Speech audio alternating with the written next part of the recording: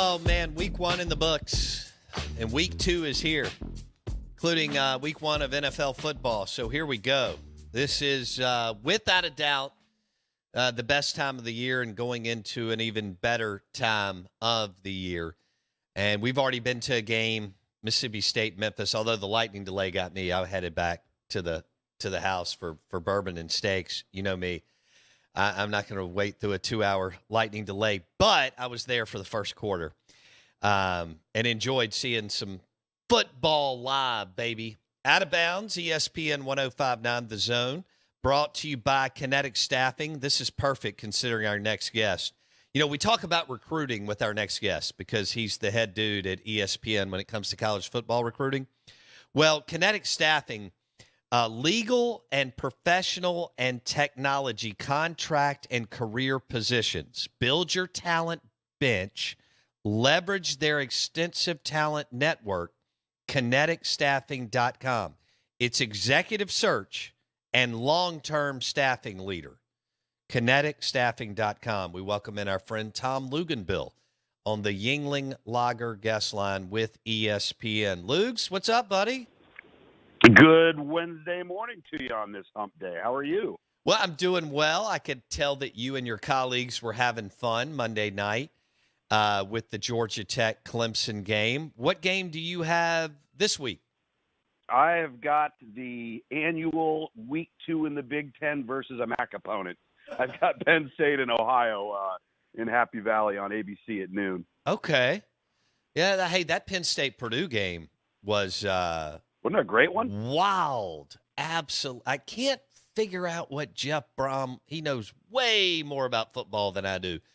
But that managing the clock late, I mean, he was determined to throw the damn football. He was not, and I get that they couldn't run it, but right. I thought he bleeded a little bit more than that, Lugs, in that game. But anyway. Well, it's so funny, too, when you say that because and I did 2 Purdue games last year. I love him. But he ain't going to run the football. They might look like they're going to they might look like they want to run the football. They might line up in a formation that tells you it looks like they're going to run the football. They're not running the football. Yeah. And literally, to be honest with you, that's the problem. I mean, in that conference, you're going to have to, at some point, because you got some line of scrimmage teams, you're going to have to be able to come up with something to combat what is a very potent passing game. But you got to keep people on their heels as well. Well, I think he's a hell of a coach. I understand all of them make a few mistakes, but that was a heck of a game. Let's talk Georgia first. People had Georgia winning, but Tom, you know, everybody patted them on the back in the offseason. We know Kirby's reloading at the level of Saban, maybe even more so. Maybe he's hitting on more of these 5 stars and 4s than even Nick Saban. But to do what they did to Oregon, did that even surprise you? Not one single bit. Okay. That was that. And listen, Dan Lanning knew it. Dan Lanning, there's no way Dan Lanning, the new head coach at Oregon, did not know that something like that was going to happen. First of all, you're playing with a quarterback that's 0-3 versus Georgia and has never really played well in big games. All right. Now you put him on a less talented team. What do you think he's going to do? I think what that game showed was that Georgia is to the level that despite significant losses, the recruiting depth is so strong that you don't have a significant drop-off in talent. That's the question everybody was asking. Are they to that point yet? And I think the answer is a definitive yes. They are to that point. And I think on top of that, we've got to acknowledge, for those who are still abstaining from this, but we have to acknowledge that who cares where Stetson Bennett came from? Focus on what he is now. I mean, he's kind of turned into a Colt McCoy type guy. Okay. I'm not saying he's going to play 13 years in the NFL, but you know, he's not very big, pretty good athlete, doesn't have the strongest arm, but he puts the ball where it's supposed to go. He understands his role. He's really good managing the game. Gets the ball to his playmakers, and then when you need him to, every now and then he pulls a rabbit out of a hat and makes some plays. Like, we've got to acknowledge that and quit looking at, oh, my goodness, they did this with a walk-on quarterback. Maybe he was a walk-on quarterback 4 years ago. He's not a walk-on quarterback anymore. That's true. Okay. Let's go to Mississippi State. They have not looked like that since Leach got there, but they had to play all those guys as true freshmen because the Moorhead thing was a disaster. So he hasn't looked that poised and that composed that early. They did whatever they wanted, and then they sat through a 2-hour lightning delay and then did whatever they wanted. And that game would have been much worse had they not had a weather delay. It looks like they are what people wanted them to be 2 years ago, but wasn't realistic because they played 6 freshman skill player on the offensive side of the football, including Will Rogers. I know they ran it 34 times, but he did whatever he wanted to do. They're not going to run it 34 times going forward, but he did whatever he wanted through the air. What's your takeaway from Will and where he is now as a junior and the fact that he played too early, for a couple of years? Yeah, well, let me say this, too, about Mississippi State. If you said, who returns the most starting experience of any team in the SEC, most people would say, oh, it's got to be Alabama, right? It's Mississippi State. And when the AP poll came out, aside from USC being at 14, which I'm still scratching my head at, and I'm scratching my head even more at where they are now, my biggest surprise about the AP poll was the omission of Mississippi State. I'm sitting there going, how is Mississippi State not ranked at least between 21 and 25? So they have so much experience back for the reasons you just mentioned in terms of playing a lot of young guys earlier than maybe they wanted to, but they was out of need and necessity. And now you've got a quarterback that is just so settled in, so comfortable within the scheme, and he's played a lot of football now. He can run the offense on his own. If Mike Leach wants to, Mike Leach can put a lot of that offense on his shoulders. And it's not as if we're talking about a bunch of complicated things here. This isn't Texas A&M's offense. But I think they're to the point now, there's such a level of trust from coach to player and from other players to quarterback in a sense that they just know he's going to make the right decisions. Poised, competent, very, very comfortable, decisive, sees the field. I just think that it's just a matter of how much he's now played and how familiar he is with the scheme and what they're trying to do. Let's go the opposite end of the spectrum on that. Well, no, I want to stay real quick. Mississippi State is a double-digit favorite at Arizona. They have more talent on paper, but you know this, Tom. When you travel multiple time zones, you don't ever know, right? That's why we got to play it out. We found that out this weekend. So they're going to play in Tucson. Arizona has a new coach. He went and got like 25 portal players. They beat San Diego State last weekend. They thumped them. 38-20. They've got the Washington State transfer that Leach actually recruited. Jaden DeLaura. Thank you. As their QB. But bottom line is Mississippi State has more talent. Yes. When you walk me through traveling like that, coming off a big win, playing at 8 o'clock at night there, 10 o'clock this time, our time. I to be honest with you, I don't think it's as big a deal when you go east to west, right? And Mississippi State is on Central Time, not Eastern Time. So I don't think it's going to be as big of a deal. It's a much bigger deal when you're an Arizona or you're a California team and you got to make a 5-hour trip to go play at Maryland, all right? And that to me is a little bit different. And then all of a sudden the next day you play a noon kick and it's 9 o'clock in the morning your time. But going east or central to west will be just fine. And the bottom line is Arizona's improved. That was a very surprising win over San Diego State. Nobody saw that happening. San Diego State's opening with their brand new on-campus stadium. They've never had one, so they spoiled that party. I do think they've made some good decisions in the transfer portal. But the problem with Arizona versus Mississippi State is Arizona still can't hang up front. And I think that's where Mississippi State, when it's all said and done, will have a significant advantage over Arizona. Will be up front on both sides of the ball. Do you like double digits or something in the 6 to 8 point range? Where are you on that? I think we'll end up being double digits. Okay. Tom Luginbill, National College Football Analyst with ESPN. He joins us on the Yuengling Lager guest line.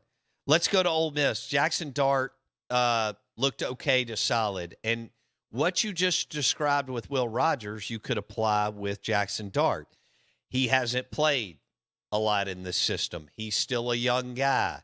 So he could look a lot better 3 weeks, 6 weeks from now, or whatever. But even Kiffin acknowledged they didn't look good with the passing game. They did what they wanted on the ground. What was your takeaway with Dart against Troy? That he was relatively efficient, 18 of 27, but there just wasn't a lot of explosives. There wasn't a lot of big plays in the passing game.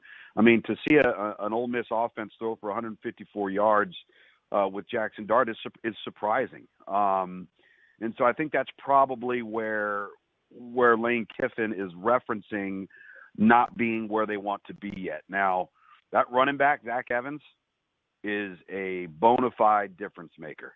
And he was a year ago as well, and it got overshadowed because he was playing at TCU. If you recall his recruitment, he had a lot of off-the-field issues that really hindered his ability to find a place to land because people ultimately got tired of it. At one point, he was our number one ranked overall player as an underclassman and worked himself out of that position because of his conduct. That's why he ended up at TCU. And he seems to have figured it out. He's gotten back on the right track. That started at TCU. I remember talking to Gary Patterson last year. We had TCU in Texas. Said he was a great student. They had no issues with him. He was making all the right decisions. So hopefully, the lights come on for him. But I think you all saw, he's averaged almost, close to six and a half yards a carry. He's got a chance to be really, really good. All right. So we're not getting into Central Arkansas this weekend. We'll keep moving along. Kentucky at Florida. So you said, hey, Anthony Richardson has to show me. He did. He did. He played an awesome game against a very physical, veteran-laden team with an awesome head coach, and he showed up big. What did you love about Anthony Richardson's game, Florida Gators starting QB? Well, number one, I love the fact that mentally he answered the toll because a lot of that hype, Bo, was not justified. He had not done the things that generally come with earned hype like that. And, listen, he's big, he's strong, got a strong arm, he's a really, really good athlete. I know it's always easy to make the Cam references, but there's lots of guys that look that way. DJ Uiagalelei looks that way, but he doesn't play that way. So that's why I wanted to see it. So for having an offseason of hype, for him to answer the toll, I think says a lot about him because he was willing to go out and prove it. And you're at home in the swamp. It's muggy. It's hot. That had to have played a toll on Utah. And I think at the end of the day, we've got to acknowledge one thing in all of this, and that is it's easy to forget that it was just over 2 years ago that Florida was the sixth-ranked team in the country, all right? So we're not talking about a roster 2 years removed that was completely and utterly devoid of talent. Right. Florida has athletes. Now, they might have had some internal conflict. They may have had some locker room problems. They may have had some leadership problems. Clearly, Billy Napier has corrected that. And by the way, as has Mike Norvell at Florida State. But the reason why I bring that up is because Utah might have brought in the better foundation of like the ultimate team unit under Kyle Whittingham, but that doesn't necessarily mean they had the best players. I think Florida had better players than Utah. Yeah.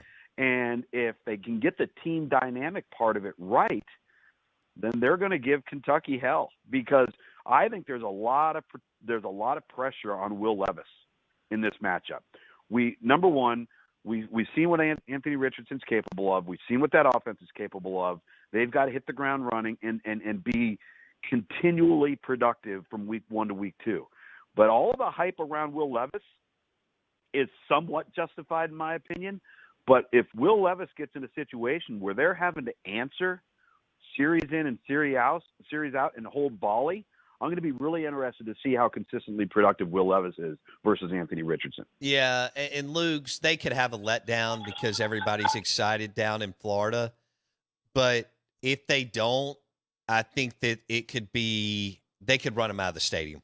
They could run Kentucky, and I think Levis could really struggle with that defensive front from Florida this weekend. But we'll see if they can get back going and Napier can dust off the wind and get them focused. You mentioned Florida State and LSU, and that Florida State looks better. Man, I thought point of attack physically in the line of scrimmage, Florida State really brought it. They looked like a different team. What did you see from the FSU-LSU game? Well, I saw a team in LSU that really surprised me because they looked sloppy and ill-prepared. I did not see that part of it coming. Now, listen, you have your best defensive lineman go out celebrating. He's done. You have B.J. Ojolari get dinged up. He was never the same. And then you have Ali Gay with quite possibly the dumbest targeting penalty in the history of mankind get ejected from the game. So essentially 3 of your top players in your front are out. They're done. Then you have botched fielded punts twice, all right, by LSU. They were sloppy. And you know what was interesting, and I don't know if you felt this, but do you remember those early Notre Dame years under Brian Kelly when things weren't going well and he would turn beet red and just start MFing people? Yeah. And then the latter part, last 5 to 6 to 7 years of his Notre Dame tenure, all of that went away. You did not see that. But that came back really quickly the other night. And listen, credit Florida State, man. They were prepared. They did have a game under their belt, which LSU did not have. I know it was versus Duquesne, but games matter. Being able to play matters. I just thought I loved the aggressiveness on defense. They were not going to back down. They made just enough plays at quarterback under Jordan Travis. They had a little razzle-dazzle, a little trickery just to make sure everything they needed to do was on the table to be able to win the game, which is essentially a road game. The only thing I didn't like about Florida State was why would you pitch the ball like that on the 1 yard line? Right. I didn't have a problem with them going with it, but I hated the play call. I think the one thing about this is the first time Florida State's 2-0 in the last, I think, 6 years. Wow. But you made the point that, they looked like a different team. They did. They actually looked like a team that has good athletes, that has eliminated all the crap and the crud that they were dealing with. You saw this team in the last 5 to 6 years. The moment anything bad happened, they literally self-destructed. I had that opening game. Remember the opening game versus Boise State? Yeah. 3 years ago, Willie's first year, they start off, they're 31-6 on Boise at halftime and lose the game. Wow. And it's just like it's a completely different atmosphere, which means with what took place in the ACC, the fact that Clemson isn't good enough on offense right now, NC State got away with a scare. Sam Hartman's coming back at Wake. North Carolina can't play defense if their life depended on it. Florida State could be a problem for some people. Yeah, they could. Tom Luginbill on the Out of Bounds Show. Let's go to Alabama and Texas this weekend. Does Bama win by more than 3 touchdowns or less than 3 touchdowns? More. This might not be much different than what we saw from Georgia and Oregon. There's an opportunity for Texas to where they may end up starting 2 and playing 3 true freshmen in the offensive line. Oh, my. They don't have the ability to generate pass rush. I mean, I could be way off base here, but this is a man amongst boys type of scenario, just like last week was in Atlanta. Okay. This could be a really good game. Well, South Carolina at Arkansas. I like Arkansas in it. The line's 8.5. It's in Fayetteville. Tom, Rattler still doesn't look accurate enough for me. What am I missing? How do you see it in Fayetteville this weekend? You're not missing anything. You're exactly right. I don't think he reads coverage. I don't think he works through progressions. He improvises too much. Threw 2 picks last week. He's going to go on the road versus a really salty group on defense. He's going to have to be so disciplined with the football because if he turns the ball over, they're going to lose, and they're going to lose big. He looked to me in that opening game the exact same way he looked to me in their opener last year, which our crew had at home when he was at Oklahoma versus Tulane, and Oklahoma should have lost that game. Tulane played out of sight, if you remember that. And he played the exact same way, which eventually led to him losing his job. He does that in Fayetteville because they won't be the better team on the field. Outside of a couple of games that they're going to play this year, rarely is South Carolina going to take the field and be the better team. So he can't afford to be sloppy with the football. What do I do with A&M? They struggled to score. And tell me what Jimbo, as a former Power 5 starting quarterback, because I don't know, tell me what Jimbo Fisher is trying to do on offense, because they looked terrible in the first half, Luke. Oh, they did. I mean, as a football team, they looked terrible. And, you know, listen, Sam Houston State is one of the better FCS programs in the country. That still doesn't matter, but, you're not playing a 3-9 FCS team, okay?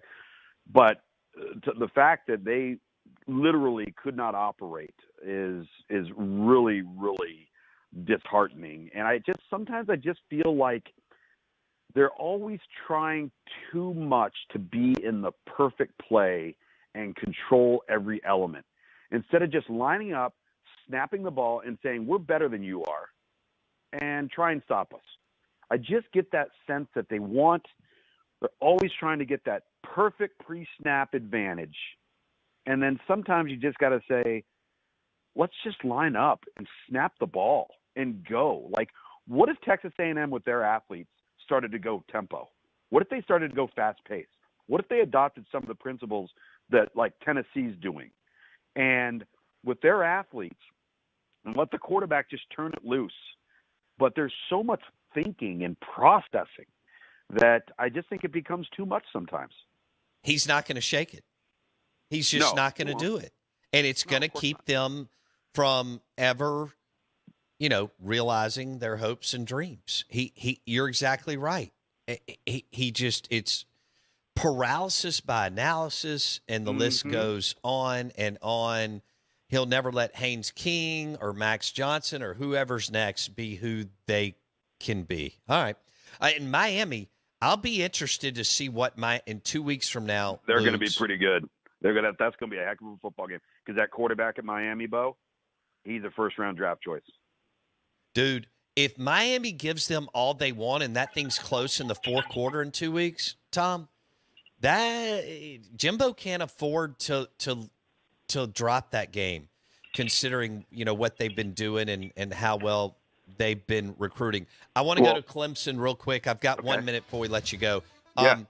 I picked them for the college football playoffs, so I can't move off of them. How concerned should I be? Not concerned at all if they change quarterbacks.